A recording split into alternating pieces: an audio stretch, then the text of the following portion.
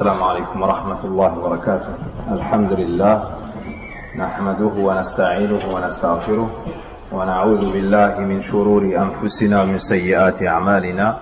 من يهده الله فلا مضل له ومن يضلل فلا هادي له، وأشهد أن لا إله إلا الله وحده لا شريك له، وأشهد أن محمدا عبده ورسوله صلى الله عليه وعلى آله وصحبه الكرام. أما بعد. Qu'est-ce qui nous rappelle ce que nous avons vu la semaine passée?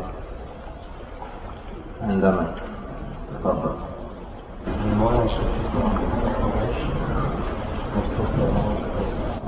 Les moyens entrepris par Kufar Quraysh afin d'empêcher la propagation du message de l'islam et la da'wa du prophète sallallahu alayhi wa sallam.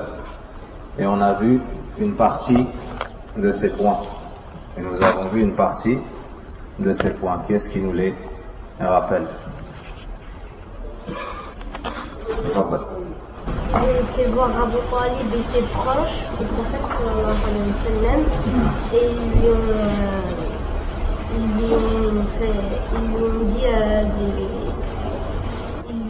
lui ont dit de faire cesser sur la da'wa du prophète sallallahu alayhi wa sallam. Ahsant.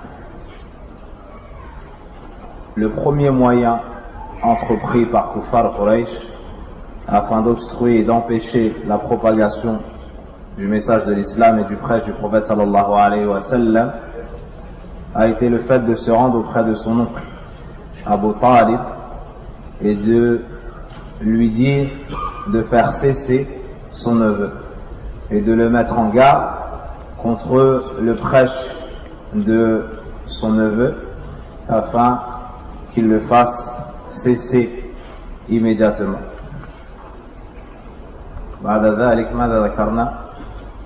Après cela, qu'avons-nous cité? Les fausses accusations. Comme quoi? Qu'est-ce qu'ils ont dit du prophète sallallahu alayhi wa sallam? Qu'il était fou. Ils ont dit majnoun. Quoi d'autre? Kadhib, kadhab. Ils ont dit qu'il mentait, que c'était un grand menteur. Qalu sahir. Ils ont également dit que c'était un sorcier. Qalu majnoun, kama qala akhuna al-kabir al-saghir. La semaine passée, lorsque j'ai cité quelques versets de Surat al-Baqarah, j'ai fait une erreur. Sur la première page, j'ai dit, si mes souvenirs sont bons, wa yu'tuna zakat, au lieu de dire wa mimma razaqnahum yunfiqun. Cela sera à corriger. Et celui qui entend une erreur dans un verset ou dans un hadith, il lève la main et il me reprend, il me corrige. Jazaytum khayra. Na'am, ba'da dhalik, après cela, na'am, al-sukhriya, wal-istihza, la moquerie, le rabaissement, le dénigrement, na'am. Et cela n'est pas propre à ce qu'a subi le prophète Mohammed sallallahu alayhi wa sallam, mais c'est une épreuve qui a été endurée par l'ensemble de ceux qui sont venus avec ce message. Toute personne qui est venue appeler au tawhid a reçu ces nuisances. Toute personne qui est venue appeler au délaissement des fausses divinités, à l'adoration d'Allah, d'un culte sincère, au délaissement de la voix des ancêtres qui contredisent qui contredit la voix des prophètes et des messagers alayhimus salat wassalam, ont reçu ces nuisances. Tous ces prophètes et messagers. Et ceux qui les ont suivis également avec excellence, comme les Sahaba radiallahu anhum, comme les Ansar des messagers, et comme les savants de l'islam, et comme les prédicateurs qui suivent la voie des savants de l'islam. Tous ces gens-là ont une part dans cette nuisance. Et ils ont un parfait exemple à suivre en ces personnes-là, et en la personne du messager d'Allah sallallahu alayhi wa sallam. Après cela, qu'avons-nous cité? Il y a une femme qui a été voir le prophète sallallahu alayhi wa sallam et elle lui a dit j'espère que ton démon, Jibril alayhi salam, t'a éloigné. S'est éloigné de toi. On ne l'a pas vu depuis 2 jours. Toutes ces formes-là éduquent le prédicateur, éduquent le prêcheur, éduquent celui qui suit la vérité, l'islam sahih, devant les nuisances qu'il rencontre. Lorsque tu étudies as-sira, ça n'est pas que pour te cultiver.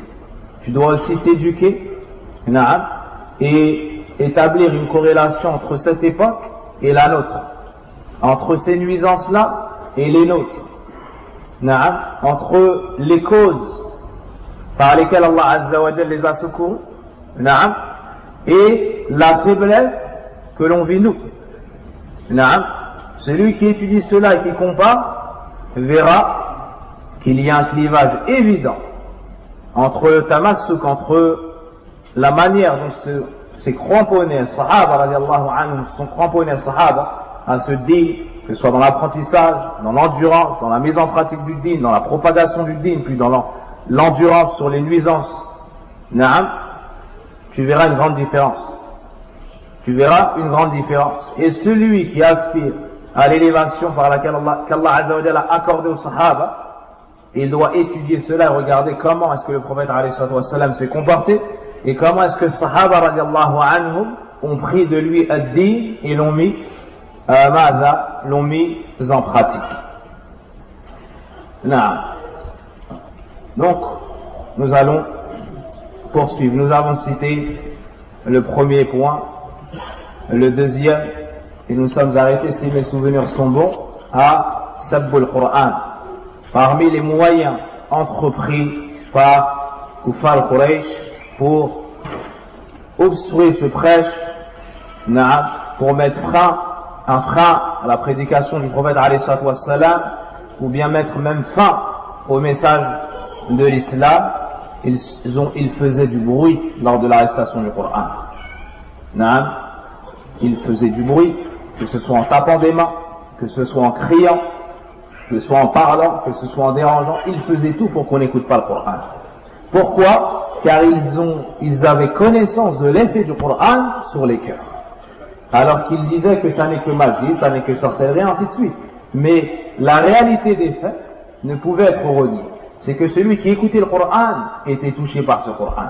Même celui qui n'avait pas foi ne trouvait rien à en redire, alors comme nous avons cité dans l'histoire une de leurs têtes, lorsque le prophète alayhi salatu wassalam lui a récité Mada sadran min surati Fussilat. Et nous avons également cité lorsque Allah subhanahu wa ta'ala a ordonné au prophète sallallahu alayhi wa sallam wa la tajhar bi salatika wa la tukhafid biha, n'élève pas trop ta voix lorsque tu pries en lisant le Coran et ne la baisse pas trop.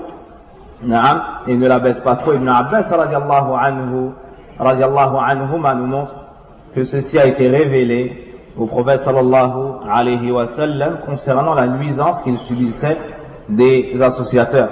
Et Allah tabaraka wa ta'ala lui a également ordonné aux croyants de ne pas insulter les fausses divinités afin que eux, les égarés, n'insultent pas Allah tabaraka wa ta'ala.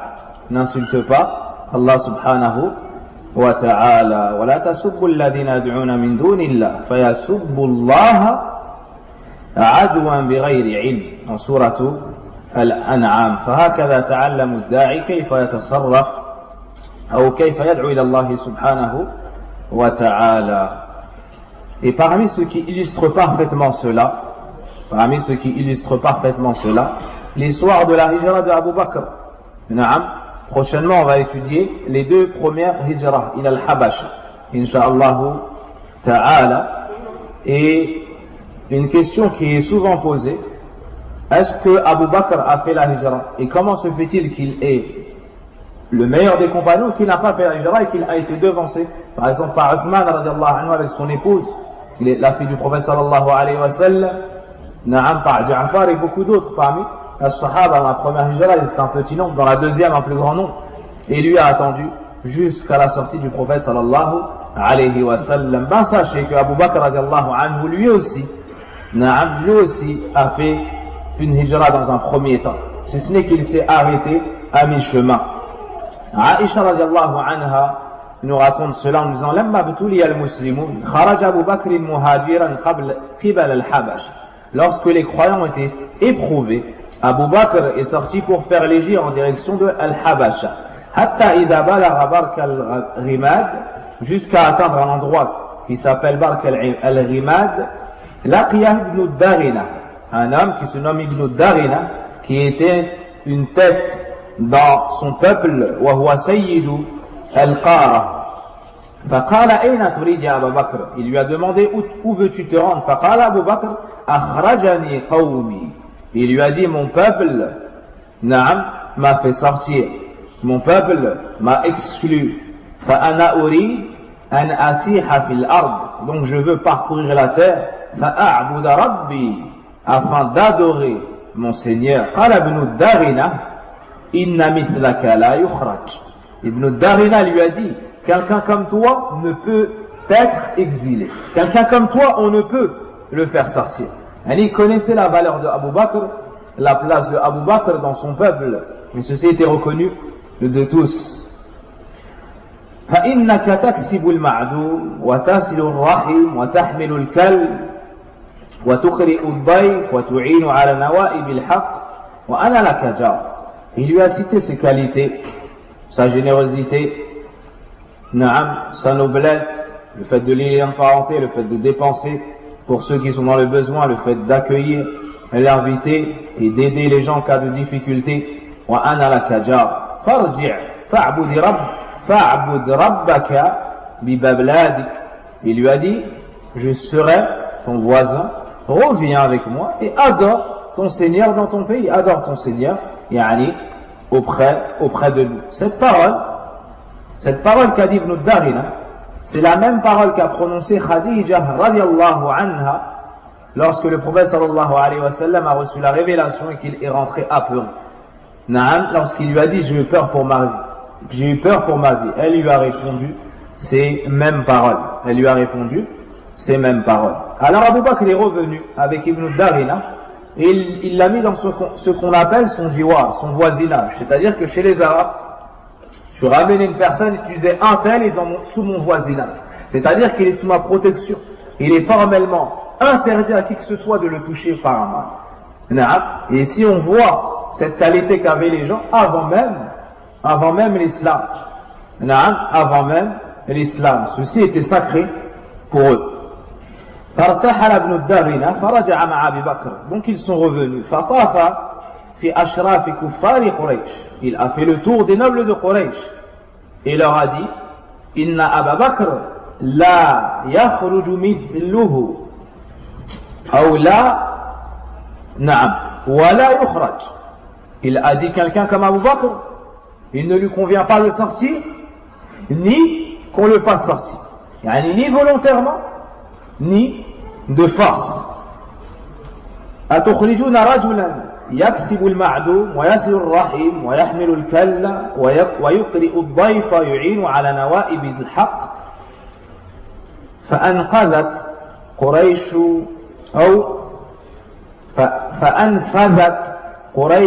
جوار بن الدارنة. Par la suite, Quraysh a accepté et a mis en pratique ce que lui avait accordé Ibn Darina comme protection sous son voisinage. Amanu Abu Bakr. Et ils ont accordé la sécurité à Abu Bakr. وقالوا لابن الدارنة مر أبا بكر فليعبد ربه في داره. Si ce n'est que Kufar Quraysh ont dit à Ibn Darina, ordonne à Abu Bakr qu'il adore son Seigneur, mais dans sa maison. On ne veut pas le voir faire cela en public. On ne veut pas que nos enfants, que nos épouses témoignent de cela. Et qu'il récite ce qu'il veut. Et qu'il ne nous nuise pas avec cela.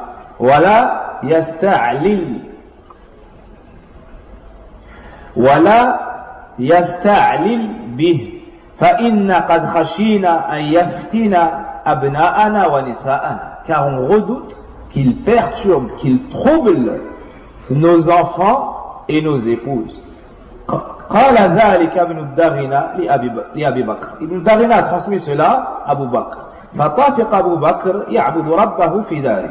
Donc Abu Bakr a mis cela en pratique, il adorait son Seigneur dans sa demeure. Et il ne priait pas ni ne récitait en dehors de sa maison. ثم بدا لأبي بكر فابتنى مسجدا بفناء داره وبارز فكان يصلي فيه.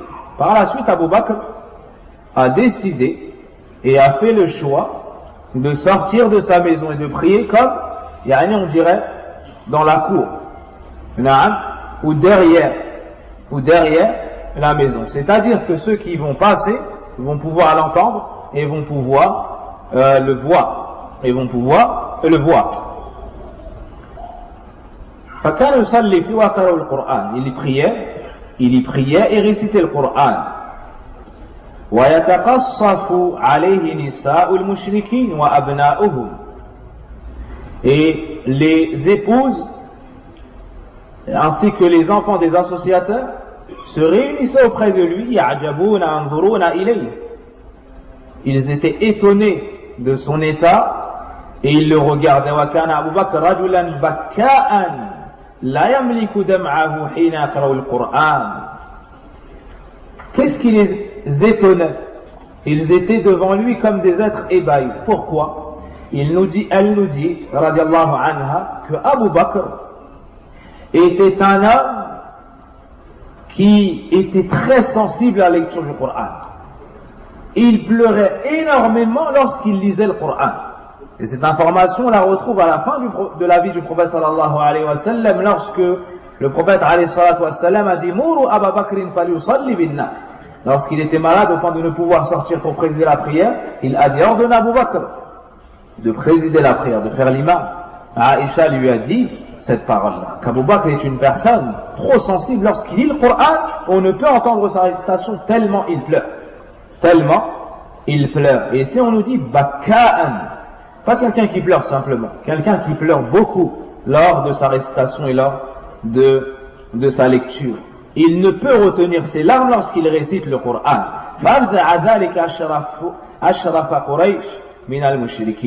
Donc ceci a fait peur aux nobles de Quraysh parmi les associateurs. Ils ont donc envoyé des émissaires à Ibn Darina.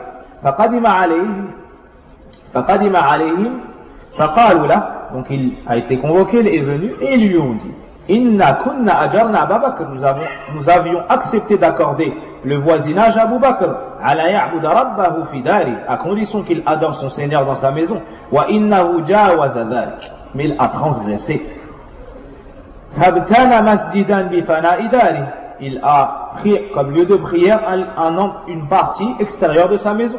Wa a'lana as-salata wal qira'a, et il a extériorisé sa prière ainsi que sa lecture, sa récitation. وَقَدْ خَشِينَا أَنْ يَفْتِنَا أَبْنَاءَنَا وَنِسَاءَنَا, et nous redoutons qu'il trouble, qu'il perturbe nos épouses et nos enfants. Que veut dire pour eux troubler et être une fitna pour leurs épouses et leurs enfants? Ça veut dire on a peur qu'ils entendent cela, qu'ils reconnaissent la vérité, qu'ils entrent en islam. Et qu'ils entrent en islam.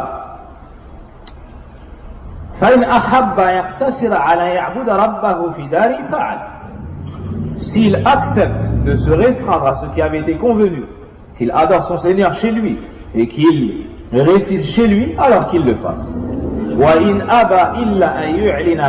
Et s'il refuse et s'obstine à faire ce qu'il a décidé de faire,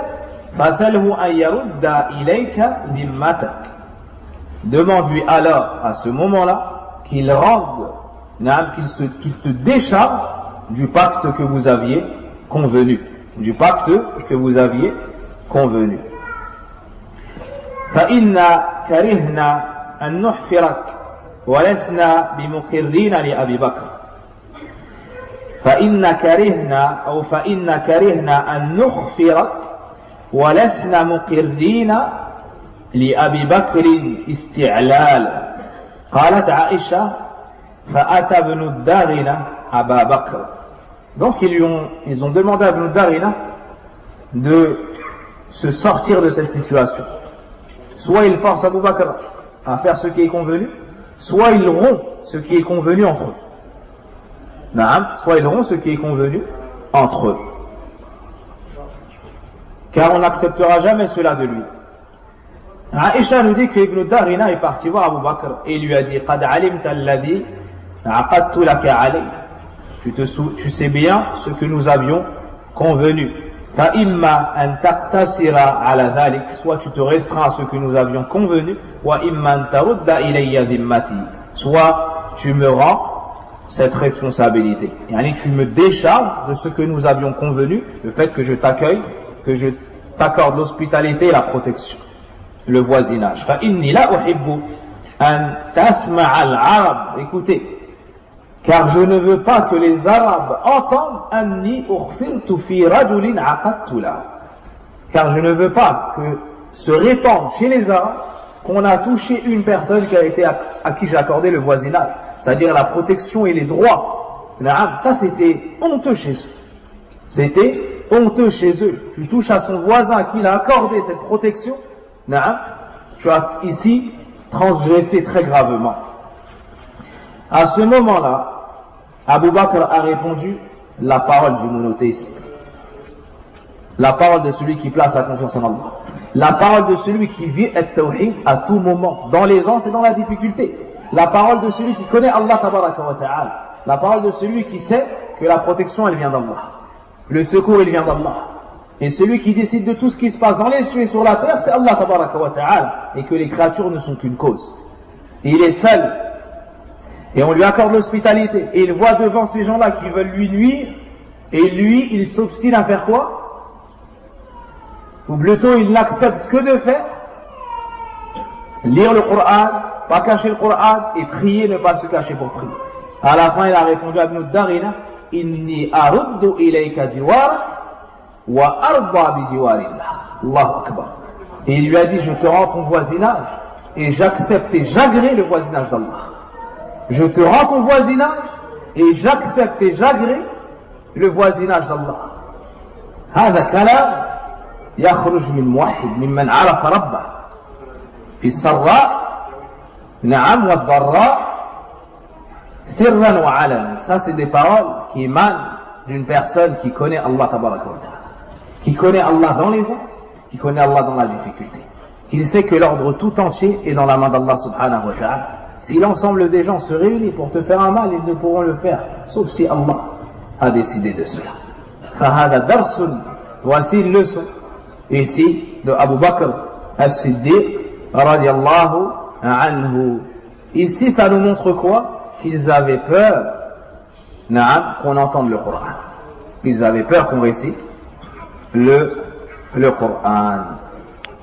Le point suivant qu'ils ont utilisé pour repousser, freiner ou faire disparaître le prêche du prophète sallallahu alayhi wa sallam, استعملوا القوات الخارجية من أهل الكتاب من بعض أهل الكتاب. L'étape suivante a été d'avoir recours à des puissances extérieures. Donc ils ont demandé de l'aide à certaines personnes faisant partie des gens du livre. À certaines personnes faisant partie des gens du livre. Ils ont envoyé une délégation à Médine. Ils ont envoyé une délégation à Médine avec Nadr ibn al-Harith et Uqba ibn Abi Mu'ayt. Ils sont partis voir les gens du livre et leur ont dit, donnez-nous des questions qu'on posera à cette personne qui prétend être un prophète afin de le rendre ou le soustraire ou le soumettre à l'incapacité. On va le rendre incapable de répondre devant tout le monde. Ainsi on démontrera qu'il n'est pas un prophète, qu'il n'est pas un messager, mais c'est plutôt un menteur, et c'est plutôt un tricheur, et c'est plutôt un trompeur. Wallahu musta'an. Alors, ils ont dit, salouhu anir ruh. Questionnez-le au sujet de l'âme, ar-ruh. Questionnez-le au sujet de Ruh. Ce texte-là est authentique. Il y a un autre texte qui est connu et répandu, qui nous dit « Salouhu an ahli al-kahf, wa an dhil qarnay, wa an al-ruh ». Il y a un autre texte qui cite 3 questions. Questionnez-le au sujet des gens de la caverne. Na'am, d'ahli al-kahf. Comme il y a la sourate dans le Coran. Deuxièmement, au sujet de Dhul Qarnayn. Et troisièmement, au sujet de Ruh. Et tout cela a été cité dans Surat al-Kahf. Et dans Surat al-Isra. Barakallahu fik. Plutôt dans Surat al-Isra. Qala Allah subhanahu wa ta'ala. Donc le premier texte, il est sahih, Cheikh Al-Albani rahimahullah ta'ala. Le cite, il rapporte par Ahmad et Tirmidhi. Le deuxième texte contient une faiblesse, celui qui cite les 3. Mais celui qui cite Al-Ruh, ce texte-là est authentique. قال الله سبحانه وتعالى ويسألونك عن الروح قل الروح من أمر ربي. Et il te questionne au sujet de l'âme. Dit l'âme. Je vais prendre la traduction. Et il t'interroge au sujet de l'âme. Dit l'âme relève de l'ordre de mon Seigneur. Et on ne vous a donné que peu de connaissances. وَمَا أُوتِيتُم مِّنَ الْعِلْمِ إِلَّا قَلِيلًا. Dans Surat al-Isra, verset 85. Donc Allah subhanahu wa ta'ala intasir li'ibadihi wa awliya'ihi al-muttaqin al-muwahhidin. Allah azza wa jalla secoue les croyants et les gens du tawhid. On passe à un autre moyen utilisé par les associateurs pour obstruer le message du prophète sallallahu alayhi wa sallam et son prêche. At-targhib, le fait de lui faire miroiter des choses, le fait de susciter un désir en lui des choses de dunya. C'est-à-dire ils lui font des propositions, des choses de dunya. On te donne ça et tu délaisses. Si tu ne veux pas te délaisser, alors une partie. Donc, Quraysh a voulu utiliser cette fois-ci une autre méthode qu'il n'avait pas auparavant testé. Ils ont envoyé Utba ibn Rabi'a. Ils ont envoyé un de Quraysh pour lui dire Ya ibn akhi. Ils lui ont dit, et il est venu et lui a parlé d'une manière qui est étrange pour eux, car ils avaient l'habitude de la dureté, ils avaient l'habitude de l'insulter, mais là il a montré quelque peu de douceur et ainsi de suite, pour tenter d'adoucir le prophète sallallahu alayhi wa sallam et de le faire délaisser une partie de la vérité maintenant de son Seigneur. Et c'est ainsi que font les gens du faux. Ils tentent par la force, par la menace, ainsi de suite. Si ça ne fonctionne pas, à ce moment-là, ils viennent avec la gentillesse. Regarde, on va te donner ça, regarde, on va te donner ça, et ils essayent de t'acheter pour que tu délaisses le haqq, pour que tu délaisses le chemin d'Allah Azza wa Jalla, le chemin du prophète sallallahu alayhi wa sallam. Ya ibn akhi, innaka minna haythu qad alimt min al-makani fi al-nasab wa qad atayta qawmaka bi amrin 'azim farraqta bihi jama'atahu fasma' minni. Donc il lui a dit au fils de mon oncle ou au fils de mon frère. Et ça c'est une parole dans laquelle il y a de la douceur. Naam, c'est une parole dans laquelle il y a de l'affection en apparence.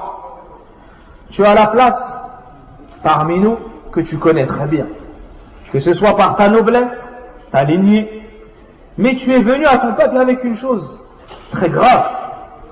Tu as divisé ainsi ou par cela notre groupe. Alors écoute de moi, j'ai une proposition à te faire. J'ai une proposition à te faire, peut-être que tu en accepteras. Ou j'ai des propositions à te faire, peut-être que tu en accepteras certaines. إن كنت تريد أو إنما تريد بهذا الأمر مالا جمعنا لك من أموالنا حتى تكون أكثر منا أموال. Et ils lui ont dit, si c'est l'argent que tu veux à travers cela, si tu fais tout ça pour de l'argent, alors on va réunir tous, c'est-à-dire chaque grande tribu va réunir une partie de son argent. Et on va te remettre l'ensemble, donc tu seras le plus riche de nous tous. Donc tu finiras par être le plus riche de nous tous. وَإِن كُنْتَ تُرِيدْ شَرَفًا سَوَّدْنَاكَ عَلَيْنَا فَلَا نَقْطَعْ أَمْرًا دُونَكَ.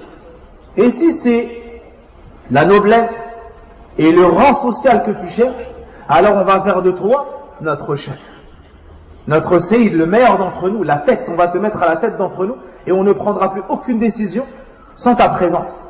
et sans ton aval. Puis ils lui ont dit wa in kunta turidu mulkan mallaknaka alayna. Et si tu cherches la royauté, on fera de toi notre maître, ou on fera de toi notre roi. وإن كان هذا الذي يأتيك رئيا تراه لا تستطيع رده عن نفسك طلبنا لك الطب. Et ils lui ont dit, et si celui qui te vient, Ra'yan il parle de Jibril alayhi salam. Et si tu as une maladie qui est incurable et que tu n'arrives pas à t'en séparer, alors on recherchera pour toi les meilleurs des médecins. Jibril pour eux, c'est faux et c'est une maladie par laquelle il est touché, et on va chercher un médecin pour te guérir de ce mal qui te touche. Et on quitte à dépenser tout notre argent pour cela. وإن كان بك الباء زوجناك 10 نسوة تختار من أي أبيات قريش شئت. Puis ils lui ont dit, si c'est le désir qui te pousse à cela, c'est-à-dire les femmes, on te mariera à une dizaine de femmes des maisons de Quraysh. Des maisons de Quraysh que tu auras choisies. فلما فرغ, lorsqu'il eut fini c'est dire تلا رسول الله صلى الله عليه وسلم صدرا من سورة فصلت. Lorsqu'il a fini, le prophète sallallahu alayhi wa sallam, il lui a récité une partie de Surat Fussilat jusqu'au verset 12. Jusqu'au verset 12. قال الله سبحانه وتعالى أعوذ بالله من الشيطان الرجيم قال الله تعالى بسم الله الرحمن الرحيم حاميم تنزيل من الرحمن الرحيم كتاب فصلت آياته قرآنا عربيا لقوم يعلمون بشيرا ونذيرا فأعرض أكثرهم فهم لا يسمعون وقالوا قلوبنا في أكنة مما تدعونا إليه وفي آذاننا وقر ومن بيننا وبينك حجاب فاعمل إننا عاملون قل إنما أنا بشر مثلكم يوحى إلي أنما إلهكم إله واحد فاستقيموا إليه واستغفروه وويل للمشركين الذين لا يؤتون الزكاة وهم بالآخرة هم كافرون إن الذين آمنوا وعملوا الصالحات لهم أجر غير ممنون قل أئنكم لتكفرون بالذي خلق الأرض في يومين وتجعلون له أندادا ذلك رب العالمين وجعل فيها رواسي من فوقها بارك فيها قدر فيها قواتها في 4 أيام سواء للسائلين ثم استوى إلى السماء وهي دخان فقال لها وللأرض ائتيا طوعا أو كرها قالت أتينا طائعين فقضاهن 7 سماوات في يومين وأوحى في كل سماء أمرها وزينا السماء الدنيا بمصابيح وحفظا ذلك تقدير العزيز العليم فإن أعرضوا فقل أنذرتكم صاعقة مثل صاعقة عاد وثمود jusqu'au verset 13. Allah subhanahu wa ta'ala dans ces versets nous montre que c'est la révélation du tout miséricordieux, du très miséricordieux. Donc c'est la parole d'Allah tabaraka wa ta'ala. Et il nous montre que le prophète sallam a été envoyé en tant qu'avertisseur et en tant qu'annonciateur. Puis Allah azza wa jal nous montre que celui qui ne croit pas, il nous cite ce qu'il encourt et au final il nous informe de la rétribution de ceux qui se détournent de ce message. Lorsqu'il a entendu cela, il est resté bouche bée, il n'a pas trouvé réponse. Et il a su que ce n'est pas la parole d'un humain. Mais il a su que cela n'était pas la parole d'un humain. Il a dit Laysa bi shi'r wala sihr wala min kalam al-bashar. Il a dit ceci n'est aucunement de la sorcellerie, ni de la poésie, ni de al-kihana, de la voyance, ni la parole des hommes. Lui, il a raconté à Quraysh ce qui est arrivé. Et pendant que le prophète sallam récitait, c'était tellement lourd pour lui, telle une décharge qui percutait son cœur, qu'il l'a attrapé et il lui a interdit d'en rajouter. Il ne supportait plus la lecture de la vérité. Il ne pouvait plus tenir dans le faux en écoutant le haqq.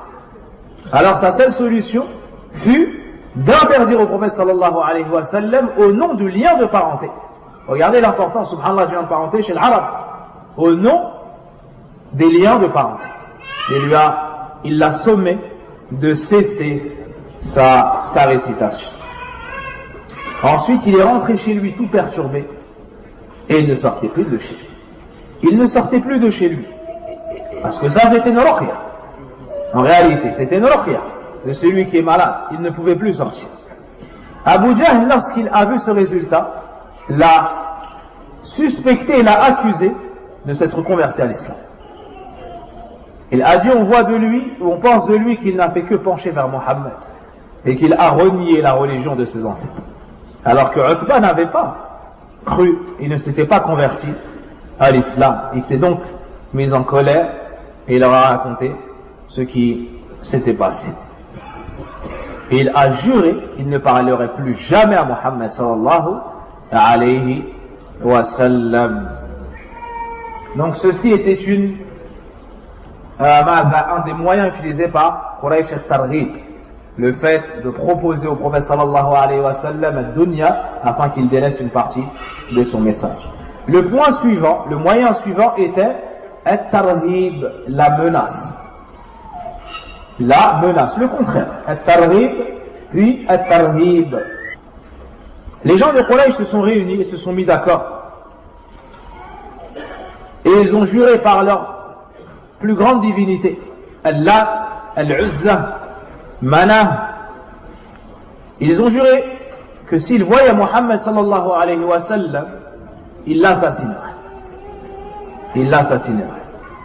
Et Fatima radiallahu anha, la fille courageuse, pieuse, vertueuse du prophète alayhi wa sallam, a entendu cela.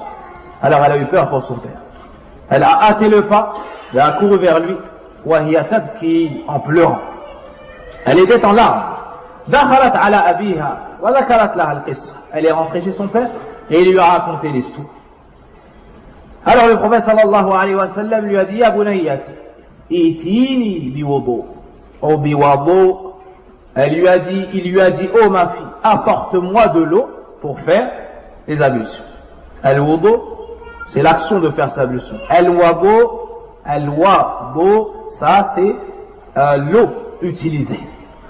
Naam, c'est l'eau utilisée. Comme tu dis as-suhur, naam, c'est l'action de prendre le repas au temps du sahar, avant de jeûner. Naam. Al-sahar c'est le temps et al-sahur c'est la nourriture. Al-sahur c'est la nourriture. Al-wudu c'est l'eau utilisée. Al-wudu c'est l'action faite. C'est l'action faite. Donc il lui a dit de lui ramener son wudu. Fatawadda'a wa dakhala al-masjid al-haram. Wa sallam a fait le wudu. Parce que le wudu c'est une quwwa pour le croyant. Le wudu c'est une himaya pour le croyant. C'est une force, c'est une protection pour le croyant.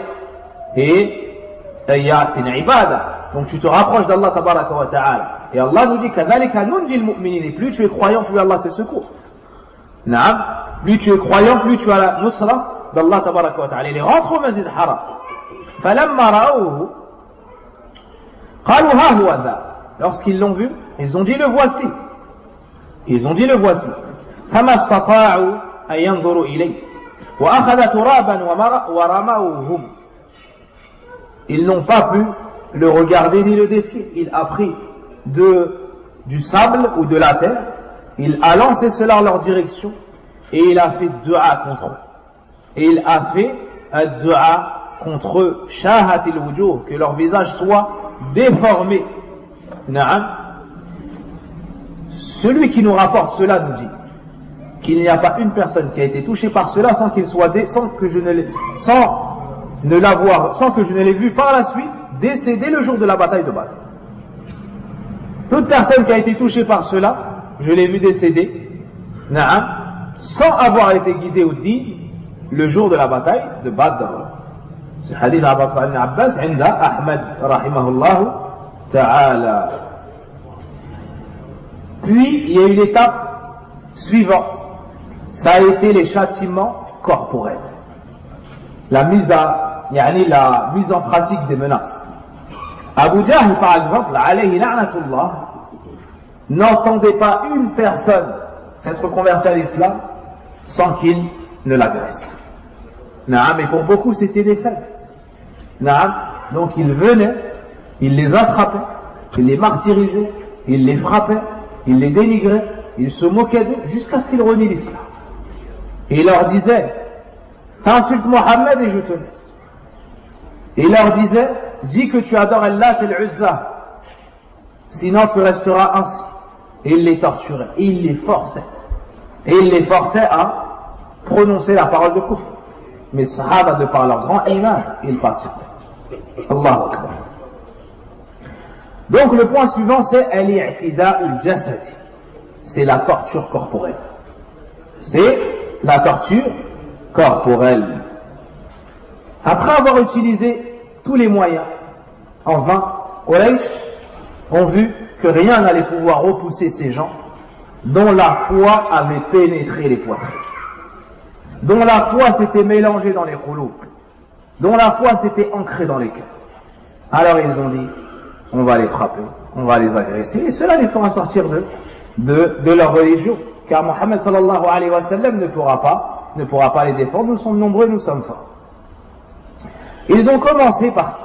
Ils ont commencé par les faibles. Ils ont commencé par les esclaves. Ils ont commencé par ceux qui n'avaient pas une certaine noblesse, par ceux qui n'avaient pas de tribu, par ceux qui n'avaient pas de personnes pour les protéger. Après Allah tabaraka wa ta'ala. Abu Jahl a dit, ayahfiru Muhammadun wajhahu fi turab amamakum wa tatrukunahu. Abu Jahl, na'am, et inda al-khubatha, il y a toujours une tête qui engraine les autres. Même s'ils s'unissent dans cette caractéristique qu'ils sont mauvais, il y a toujours un qui est pire que les autres et qui engraine les autres. À l'image de Abu Jahl, à l'image de Abu Jahl a dit, il leur a dit, Mohammed vient devant vous, il pose son visage dans la poussière et vous le laissez faire. Et vous le laissez faire. Qu'est-ce qu'il n'entendait pas? Il pose son visage dans la poussière. La salat. Il donne de mauvais noms aux belles choses, aux choses nobles, pour éloigner les gens de cette noblesse et de ces bonnes choses. Mais dans le din, on a des qawa'id, on a des règles. C'est que l'appellation ne change pas la réalité des choses. Si tu appelles la prosternation, mettre son visage dans la poussière, alors on met notre visage dans la poussière pour celui qui nous a créés, nous et vous. Naam. Et si vous appelez l'alcool eau de vie, alors ça ne rend pas licite l'alcool. Donc de changer l'appellation, que ce soit une bonne chose ou que ce soit une mauvaise chose, ça ne change pas la réalité des choses. Celui qui appelle le fait d'adorer autre qu'Allah Azza wa Jal, l'amour des saints. Naam. Ils disent hubbul awliya, ils disent on aime les wali, on aime les awliya. Qu'est-ce qu'ils font? Quand ils ont un problème, ils viennent, ils prennent une vache, ils prennent un chameau, ils prennent un mouton, ils le ramènent à la tombe et ils sacrifient pour le wali. Pourquoi? Ils disent on aime le wali et en l'aimant, on se rapproche d'Allah. Ma na'buduhum illa liyuqarribuna ila Allah zulfa.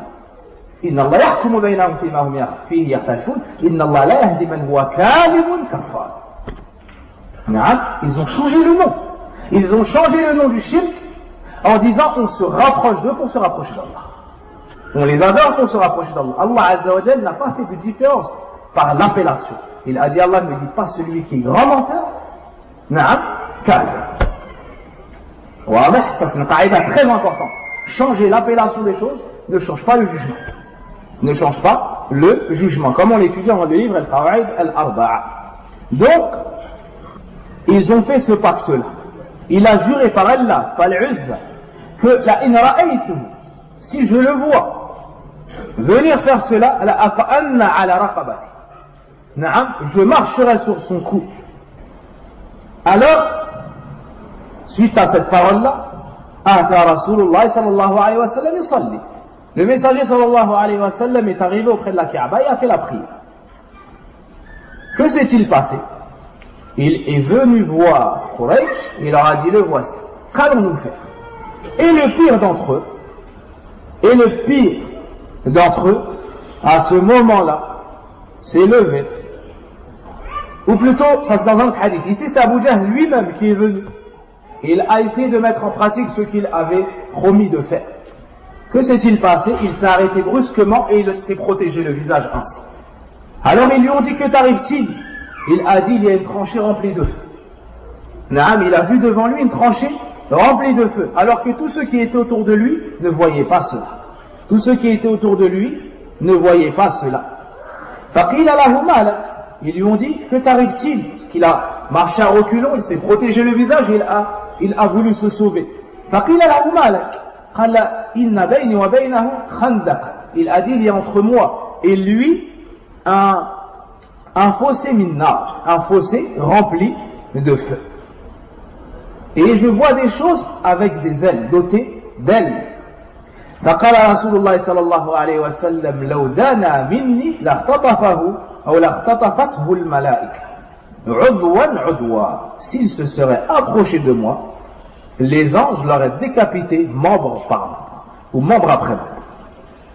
فأنزل الله سبحانه وتعالى كلا إن الإنسان ليطغى أن رآه استغنى jusqu'à أرأيت الذي ينهى عبدا إذا صلى. Puis Allah Azza wa Jalla a révélé dans ces versets de Surat Al-Alaq, n'as-tu pas vu celui qui empêche notre serviteur de prier? Alors, si tu comprends qu'en étudiant As-Sira, tu comprends mieux le Coran. En étudiant As-Sira, tu comprends mieux le Coran. Naam, cette Surat Al-Alaq, que nos enfants, bihamdillahi Azza wa Jalla, mémorisent, Naam, fadlan al kibar, voici la cause. On a étudié la cause de la révélation des 5 premiers versets. Et ici, on voit la cause de la révélation du 6e jusqu'au 19e verset. C'est lorsqu'il a juré de ne pas le laisser prier auprès de la Kaaba. Allah tabaraka wa ta'ala l'a défendu et a révélé cette partie de Suratu Al-Alaq. Dans un autre hadith, Inda al-Bukhari, Urwa ibn Zubayr nous dit qu'il a questionné Abdullah ibn Amr. Il a questionné Abdullah ibn Amr au sujet de la pire chose qu'il a vu recevoir le prophète sallallahu alayhi wa sallam de la part des associateurs. Il nous dit Ra'aytu Uqbata ibn Abi ou bien Ibn Mu'ayt. J'ai vu Ibn Mu'ayt ou bien Ibn Uqbata ibn Abi Mu'ayt. Naam, Uqba ibn Abi Mu'ayt. C'est là Uqba ibn Abi Mu'ayt.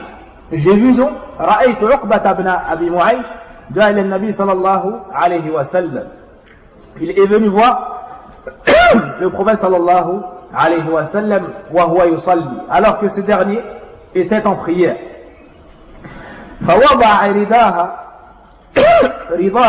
في عنقه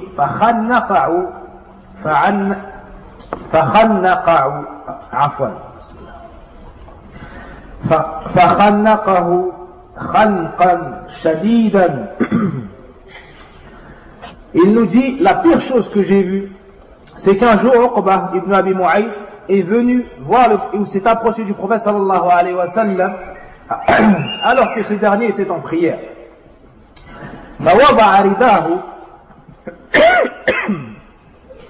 Il a pris son rida. Le rida, c'est le haut du vêtement. Lorsque tu mets l'izar, tu mets la partie inférieure, le pad, et le rida, c'est ce qui couvre le haut du corps. Il l'a enlevé, et alors que le prophète sallam était en prière, il l'a attrapé avec son rida et il l'a étranglé. Il l'a attrapé avec son rida et il l'a étranglé. Abu Bakr est venu en courant jusqu'à ce qu'il le poussa et défenda le prophète sallallahu alayhi wa sallam. Et il leur a dit, est-ce que vous allez tuer un homme juste parce qu'il dit mon Seigneur et Allah, alors qu'il vous est venu avec des preuves émanant de votre Seigneur? Cette parole, on la retrouve aussi dans le Coran. On la retrouve aussi dans le Coran. Dans quelle histoire, dans quelle sourate? Dans l'histoire de Moussa, dans quelle sourate? Dans Surat Ghafir. Dans Surat Ghafir.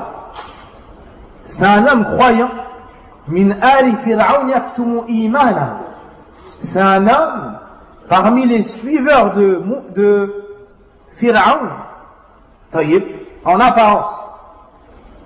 Lorsqu'il faisait du mal, il est venu et il leur a dit, ataqtuluna rajulan an yaqula rabbi Allah.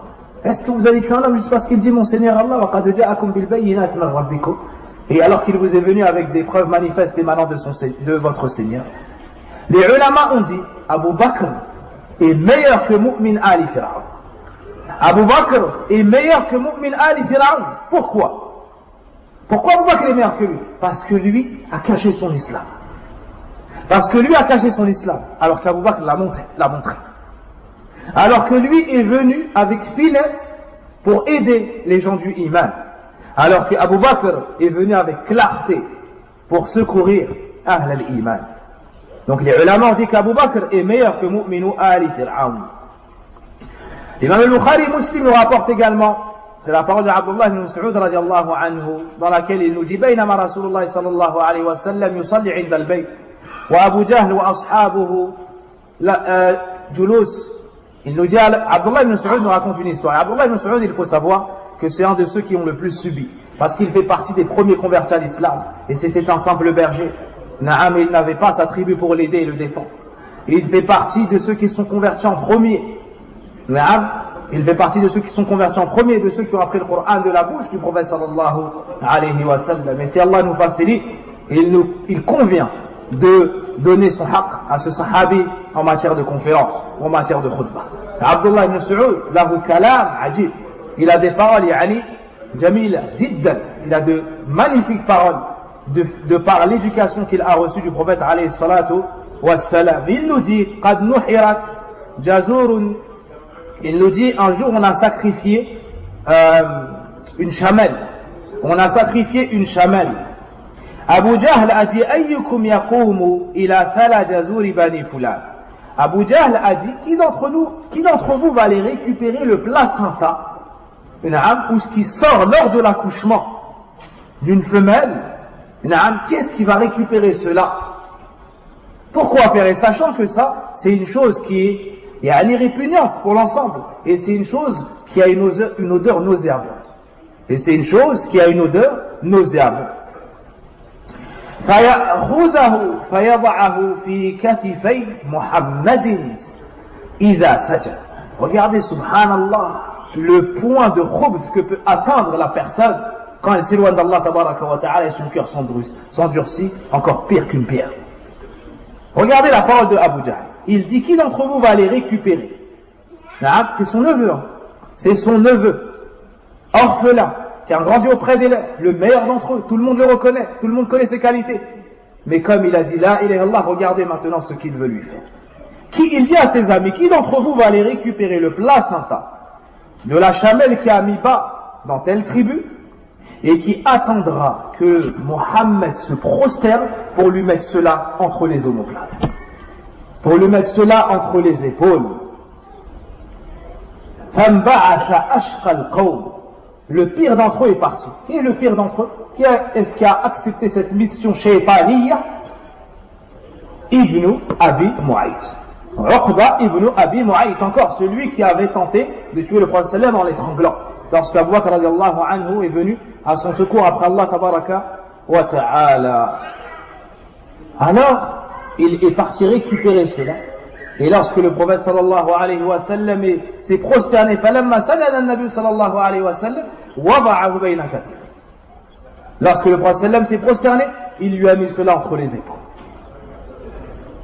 قَالْ فَاسْتَضْحَكُوا. Et ils se sont mis à rire les uns les autres. Comme lorsque tu veux faire rire ton ami. Lorsque la personne se moque et elle montre du doigt par exemple, et elle secoue son ami pour qu'il rie et se moque du prophète sallallahu alayhi wa sallam. Abdullah ibn Mas'ud radiallahu anhu nous dit, alors ils riaient les uns les autres, se secouaient les uns les autres. Wa ana qa'imun anzur. Il nous dit, et moi je suis debout, je regarde. Et on se demande pour qui l'épreuve est la plus grande.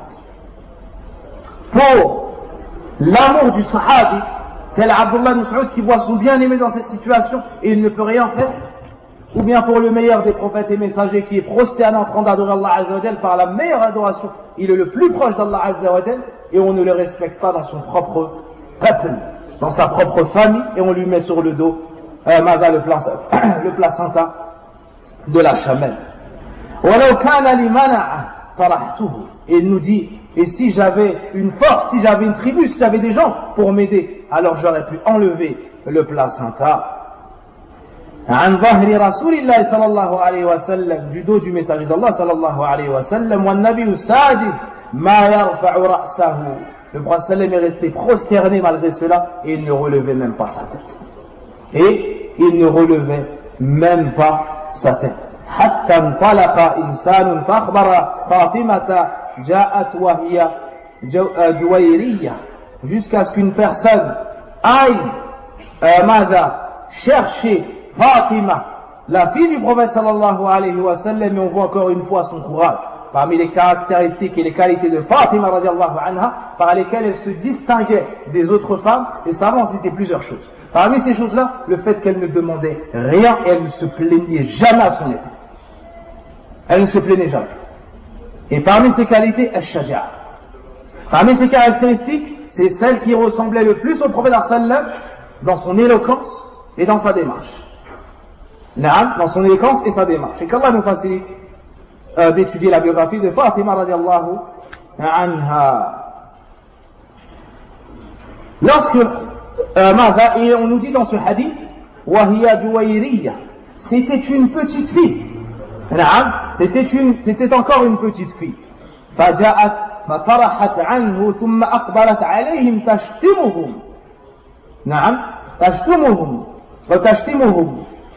Elle est venue, radiallahu anha, elle a ôté le placenta et elle s'est dirigée vers eux et elle leur a dit ce qu'ils méritaient d'entendre. Personne n'a osé parler, personne n'a osé agir. Mais Fatima radiallahu anha, de par son courage et ce qu'Allah azza wa jalla lui a accordé, elle est venue à faire cela. Lorsque le prophète sallallahu alayhi wa sallam a fini la prière, qu'est-ce qu'il a fait? Est-ce qu'il a dit aux sahaba, sortez dans les rues manifester, comme le font al-ikhwan al-muslimoun, al-ikhwan al-muflisoun, min ahl al-bid'a? Est-ce que le prophète sallallahu alayhi wa sallam, alors qu'il est prosterné devant le Kaaba, c'est la plus noble des créatures, on met sur son dos, le placenta d'une chamelle? Est-ce qu'il a dit manifester? Est-ce qu'il a dit sortez dans les rues, cassez tout? Non. Est-ce qu'il a dit brûler tout, piller les richesses, faites du bruit, faites? Non. Il s'est dirigé vers Allah tabaraka wa ta'ala. Parce qu'il est mustad'af, parce qu'il est en situation de faiblesse. Non. Wal muslim laysa fawdawiyan.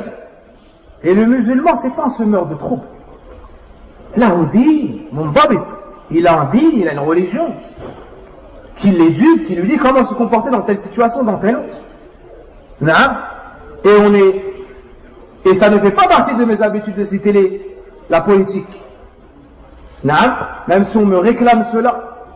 Bihamdillahi azza wa jalla, ahlus sunnah parle de ce qu'il faut parler à ceux à qui il faut parler de cela, lorsqu'il faut parler de cela, comme il faut parler de cela. Mais si on regarde ce qui s'est passé dans de nombreux pays, lorsque la secte de Al-Ikhwan al-Muslimoun, on dit aux gens sortez dans les rues, manifestez. Et certains même qui prétendent être des gens de science, l'un d'entre eux dit je suis sorti bihamdillah avec mon épouse et avec mes filles. Allahu Akbar. Allahu Akbar. Qui est cet homme-là? Un homme qui prétend être un savant de la sunna. Il se nomme Mohammed Hassan. Une personne de science d'Égypte. Mais est-ce qu'il est à la sunna? Tu oses dire que tu sors avec ton épouse et tes filles dans le fawda? Allahu Akbar. Allahu Akbar. Subhanallah. Que s'est-il passé? Combien de musulmans sont décédés? Combien d'honneurs de femmes entachées? Combien de richesses pillées? Taïb, qui tire profit de cela? Est-ce que le musulman il tire profit de cela? Un tel a perdu la vie, une telle de son honneur, un tel de ses richesses, et un tel, et un tel, et un tel. Ça c'est le fawda. Allah Azza wa Jal la yuhibbu al-fasad. Allah Azza wa Jal n'aime pas le désordre. Qu'a fait le prophète sallallahu alayhi wa sallam lorsqu'il a fini sa prière? Rafa'a sawtahu thumma da'a alayhi. Il a levé sa voix, puis il a invoqué Allah tabaraka wa ta'ala. Celui qui se trouve donc dans la difficulté, et celui qui se voit faible, et celui qui se croit seul, et celui qui se voit rendre à l'incapacité, qu'il sache qu'il a un Seigneur qui est vivant, qui est hayy qayyum, kabir muta'al, la yu'jizuhu shay'un fil ardi wa la fis sama. Tu as un Seigneur qui est fort, qui est élevé au-dessus des cieux, qui est fort, et personne ne saurait le réduire à l'incapacité. Il a donc invoqué Allah subhanahu wa ta'ala Et pour finir ce hadith, il nous dit, radiallahu anhu, qu'il a vu toutes ces personnes-là tomber le jour de la bataille de Badr. Voilà, tahsabanna Allah ghafilan amma ya'malu zalimun. Comme nous dit Allah dans Surat Ibrahim, et ne pense pas qu'Allah est distrait de ce que font les injustes. Walhamdulillahi al-kabir al-muta'al. Qissatun ukhra, une autre histoire qui illustre les nuisances corporelles qu'ont fait et tenté Quraysh à l'égard du prophète sallallahu alayhi wa sallam et de ceux qui ont accepté l'islam. Muhawalatu Ummi Jamil. Qui est Ummu Jamil? وليست كذلك. Qui est Ummu Jamil? أحسن الله إليك. هي زوجة أبي لهب. C'est la femme de Abu Lahab. C'est l'épouse de Abu Lahab. Qu'a fait Ummu Jamil? Ummu Jamil, donc l'épouse de Abu Lahab, c'est la sœur de Abu Sufyan. C'est la sœur de Abu Sufyan. Elle a pris une pierre et est partie à la, ou bien, il y en a plus gros que cela, et est partie à la recherche du prophète sallallahu alayhi wa sallam, et a pris l'engagement de lui jeter cela. De lui nuire et de lui faire du mal. Pourquoi cela? Parce il lui est parvenu qu'Allah Azza wa Jal a révélé sur le prophète alayhi salatu wa sallam, quelle sourate? Al-Masad. Al-Masad. Qui parmi les enfants mémorise sourate Al-Masad? اقرأ. بسم الله الرحمن الرحيم. أعوذ بالله من الشيطان الرجيم. بسم الله الرحمن الرحيم. تبت يدا أبي لهب وتب ما أغنى عنه ماله وما كسب سيصلى نارا ذات لهب وامرأته حمالة الحطب في جيدها حبل من مسد. جزاك الله خيرا. اللهم بارك. أعيذك بكلمات الله من كل شيطان. À la fin du cours, tu viens me voir. Je vais te dire une règle à la fin des versets de cette sourate, comment elle récite. Donc elle a essayé de lui jeter cela. Mais Allah Azza wa Jal, lorsqu'elle est arrivée, le prophète sallam était avec Abu Bakr. Le prophète sallam était avec Abu Bakr. Abu Bakr, lorsqu'il a vu Ummu Jamil arriver, a dit: Ya Rasulallah, voici Ummu Jamil. Et regarde ce qu'elle a dans la main, elle va te faire telle chose et telle chose. Et il lui a dit: t'inquiète pas, ne me nuira pas. Et Allah subhanahu wa ta'ala a aveuglé Ummu Jamil et elle ne voyait pas le prophète sallallahu alayhi wa sallam. Il l'a aveuglé, c'est-à-dire de la vision du prophète sallallahu alayhi wa sallam. Elle est venue devant lui et a dit: oh Abu Bakr, où est ton compagnon? J'ai entendu qu'il me dénigrait et qu'il parlait sur moi. J'ai entendu qu'il me dénigrait et qu'il parlait sur moi. Donc ceci n'était pas restreint aux hommes, même les femmes tentaient d'agresser le prophète alayhi wa sallam ou ses compagnons. Plus particulièrement maintenant, lorsqu'ils n'ont pas réussi en touchant la personne du prophète sallallahu alayhi wa sallam, ils sont passés à une autre étape. C'est torturer tous ceux qui entreront en islam. On n'arrive pas à toucher la tête, alors on va perturber ceux qui sont proches de lui. Et si les gens remarquent que ceux qui sont proches de lui le délaissent, même si on les contraint, ils ne vont pas tous le savoir, alors les gens vont se dire: s'il était sur la vérité, ou s'il avait été sur la vérité, les gens ne se seraient pas éloignés de lui. Tu vas voir par exemple la personne, tu lui dis: si je te revois avec un tel, ou si tu t'assieds à nouveau dans son assise, alors on te fera telle chose, alors on t'enlèvera telle chose et telle chose et telle chose. Pourquoi? Pour affaiblir la tête. Mais celui qui est véridique avec Allah Azza wa Jal, si on enlève tous ses suiveurs, il reste avec Allah tabaraka wa ta'ala. Si on lui enlève tous les suiveurs, il reste avec Allah Azza wa Jal, parce que son but c'est pas le chiffre. Son but c'est d'être en conformité avec ce qui lui a été commandé. Quand tu prêches, tu ne cherches pas le nom. Tu veux le bien pour tout le monde. Tu veux le bien même pour ceux qui t'insultent et te dénigrent pour ton dé. Tu veux leur guider. Tu veux qu'Allah les guide. Mais s'il y a du monde, tu ne vas pas délaisser le haqq pour augmenter ce monde-là ou le garder. Et si tu n'as pas de monde, tu ne vas pas changer la vérité, pour tirer vers toi le monde. Non. Fasda' bima tu'mar. Ud'u ila sabili rabbik. Les textes sur la da'wa font référence au message d'Allah. C'est pas toi qui décides. Tu transmets ce qu'Allah Azza wa Jal révèle. Tu appelles comme le prophète sallallahu alayhi wa sallam appelle. Donc ils sont venus et ils s'en sont pris aux Sahaba, comme on a vu lorsqu'Abu Bakr est sorti de Mecca. Pourquoi? Parce qu'ils lui ont fait du mal. Naam, ils l'ont agressé. Ils l'ont agressé et ils l'ont défiguré. Et ils l'ont défiguré au point où on ne savait plus où était son nez dans son visage, radiallahu anhu. Et lorsque Othman ibn Affan, radiallahu anhu, par exemple, s'est converti à l'islam, son oncle, al-Hakam ibn al-As, ou bien ibn Abi al-As, l'a attaché. Il l'a attaché, lui a dit, je ne te détacherai pas tant que tu n'auras pas mécru à Mohammed sallallahu alayhi wa sallam. Tant que tu ne délaisses pas l'islam, tu resteras attaché. Othman ibn Affan est resté sur son din, il est resté fermement attaché à son din, et c'est devenu le meilleur des hommes, le meilleur des compagnons. Naam, après le prophète, après Abu Bakr et Omar. Pourquoi est-ce qu'il l'a détaché? Il dit, lorsque j'ai vu sa fermeté dans son din, alors il a abandonné. Il a abandonné. Naam, pourquoi? Parce qu'il est thabit. Naam, il est ferme dans son din. Abdullah ibn Saoud radiallahu anhu nous dit, je me suis vu le 7e de 7. On n'était que 7. Naam, sur al-Tawhid.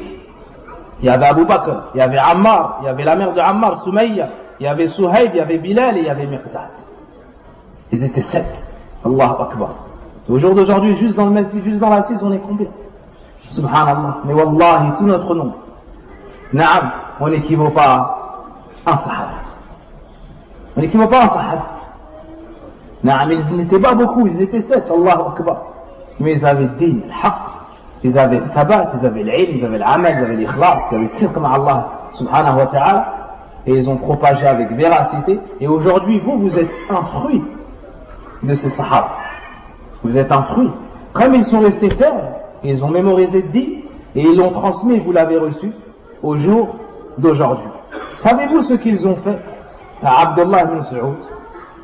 Ils les ont attrapés, ils ont pris ces faibles-là. Et ils les ont emmaillés, ou bien ils leur ont mis des cottes de mailles, et qu'ils avaient laissé brûler sous le soleil. Et ensuite ils ont enfilé ceux-là, où ils les ont vêtus de cela, et ils les laissaient sous le soleil. Et il leur disait, Atakfuru bi Muhammadin, est-ce que tu mécrois Muhammad? Insulte Muhammad et je te délivre. Ou adore Allah al-Uzza et Manah et je te délivre. Et ils faisaient cela. Et ils ont pris Bilal, radiallahu anhu, qui était à cette époque-là encore un esclave. Ils l'ont attaché, ils l'ont traîné. Et ensuite, ils lui mettaient des rochers sur le corps. Ils le frappaient et ils lui disaient, dis que ta divinité c'est Lat et c'est l'Uzza. Et Bilal, radiallahu anhu, il disait, Ahadun Ahad. Subhanallah, un esclave faible, sans tribu, sans argent, il se fait torturer et il ne délaisse pas l'islam. Il ne délaisse pas l'islam. Il craint pour sa vie, il le torture. Et Bilal, radiallahu anhu, qu'est-ce qu'il répond? Il répond, il n'y a qu'une seule divinité unique. Il n'y a qu'une seule divinité unique. Il le frappe, il le frappe. Ensuite, il le laisse sous le soleil ardent du désert d'Arabie et il lui met des rochers sur le corps et il lui dit, sors de l'islam et on te libère. Tu n'as qu'une parole à dire et on te libère. Et Bilal, radiallahu anhu, dit quoi? Ahadun ahad. Ahadun ahad. Il n'ajoute pas à cela. Il dit, je reste sur le tawhid. Je reste sur l'islam. Et au jour d'aujourd'hui, la hawla wa la quwwata illa billah. Une personne pour un peu d'argent, elle délaisse l'islam. Une personne parce qu'elle est éprouvée dans sa santé, elle délaisse l'islam. Une femme parce qu'elle est éprouvée dans son hijab, elle délaisse l'islam. Où sommes-nous devant le comportement de ces gens-là comme Bilal radiallahu anhu, comme Abdullah ibn Saoud radiallahu anhu, et comme les sahaba? Wallahu a'lam wa sallallahu wa barik ala nabina Muhammadin wa ala alihi wa sahbihi ajma'in. اللهم ارضى عن الصحابة أجمعين. اللهم ارضى عن الصحابة أجمعين. اللهم ارضى عن الصحابة أجمعين. اللهم اغفر لنا ذنوبنا وكفر عنا سيئاتنا وتوفنا مع الأبرار. وصل اللهم وبارك على نبينا محمد وعلى آله وصحبه أجمعين. سبحانك اللهم وبحمدك أشهد أن لا إله إلا أنت أستغفرك وأتوب إليك والحمد لله.